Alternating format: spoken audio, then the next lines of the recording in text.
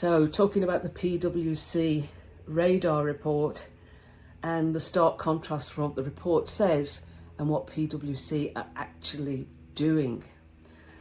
So the report says there's 5 workforce radar signals, things that leaders need to do now and over the next 3 years if their organisation is to remain viable.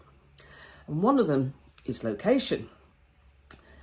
And on page 15 of the report, there's a bold statement, it's in bold: return to office mandates haven't worked. What will? And this is gold.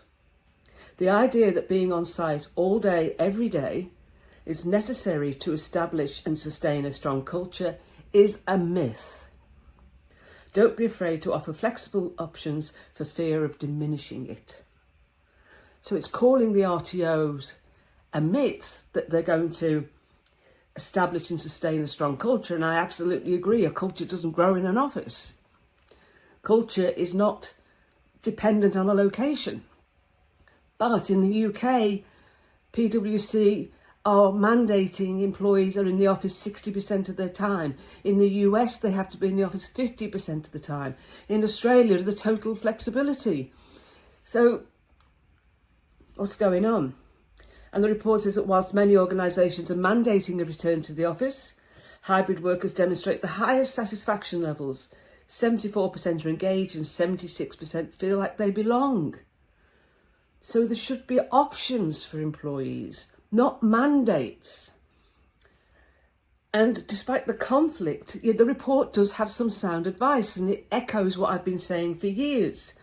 There's no going back to how it was before March 2020. That day has gone, the ship has sailed. And it recognised the benefits when employees can when work remotely. It said employees didn't miss those long, stressful commutes, and they got used to the flexibility in scheduling, parenting, caregiving, and so on that remote work gave them. They were not keen on going into the office without a compelling reason. In many instances, after instituting a return to office mandate, financial services management teams received a daily report of the number of employees swiping the badges through office turnstiles, as if the number of employees was the point and not what those employees were doing once inside. Hear, hear. As we've heard from multiple companies, some employees didn't even go inside. Instead, they swiped their badges through the turnstile, turned around and went home. So what the report recommends, and again I agree, is have a location strategy, not a mandate. So the strategy should be, what do your employees need to do their best work?